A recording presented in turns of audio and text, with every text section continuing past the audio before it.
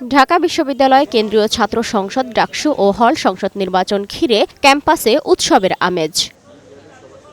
মঙ্গলবার সকাল থেকে শুরু হয় ডাকসু ও হল সংসদ নির্বাচনের প্রচারণা। প্রথম দিনে ক্যাম্পাসের ভিসি চত্বরে স্মৃতি চিরন্তনে ফুল দিয়ে শ্রদ্ধা জানিয়ে আনুষ্ঠানিকভাবে প্রচারণা শুরু করে জাতীয়তাবাদী ছাত্রদলের সমর্থিত প্যানেল।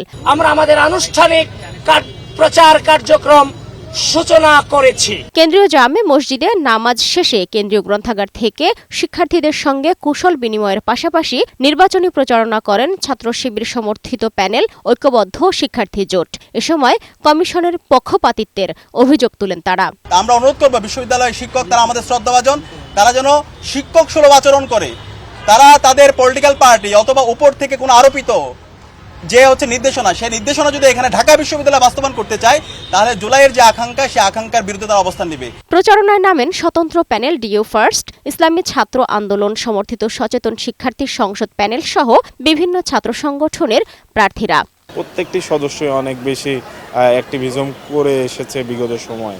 সেই জায়গা থেকে আমরা আমাদের প্যানেল নিয়ে খুবই আশাবাদী। মঙ্গলবার সকালে সিনেট ভবনে নির্বাচন কমিশনের আচরণবিধি নিয়ে সব ভিপি, জিএস ও এজিএস প্রার্থীদের সঙ্গে আলোচনা করেন। এ সময় কমিশন জানায়, নির্বাচনের পরিবেশ সুষ্ঠু রাখতে ভোটের দিন থাকবে সেনাবাহিনী সহ ৩ স্তরের নিরাপত্তা।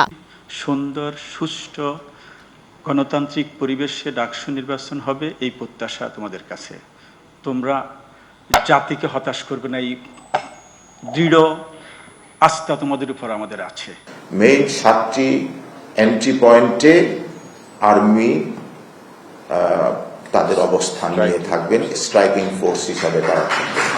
আচরণবিধি লঙ্ঘনের অভিযোগ নির্বাচন কমিশন আমলে নিচ্ছে না বলে অভিযোগ করেন বৈষম্য বিরোধী ছাত্র সংসদ ও ডাকসু ফর চেঞ্জ প্যানেলের প্রার্থীরা। আমরা বারবার করে আচরণবিধি লঙ্ঘন হচ্ছে বারবার করে বলে আসতেছি, কিন্তু ওই যে জেলাও সেই কদুই। কিন্তু যদি কারো প্রতি কঠোর হন, আবার কারো প্রতি যদি দুর্বল হন, তাহলে তো অল্প একটু বিষয়ে কিন্তু অনেক প্রভাব বিস্তার করে। 40,000 ভোটারের জন্য 8টি কেন্দ্র যথেষ্ট নয় উল্লেখ করে কেন্দ্র বাড়ানোর দাবি জানান ছাত্রদল প্রার্থী।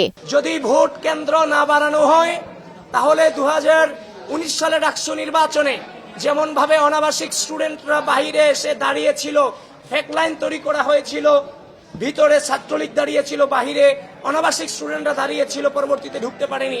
কিন্তু এবার রিয়েল লাইন হয়েও অনাবাসিক স্টুডেন্ট কিন্তু দেরিতে যারা আসবে তারা ভোট কেন্দ্রে হয়তোবা নিজেদের ভোটটা প্রয়োগ করতে পারবে না।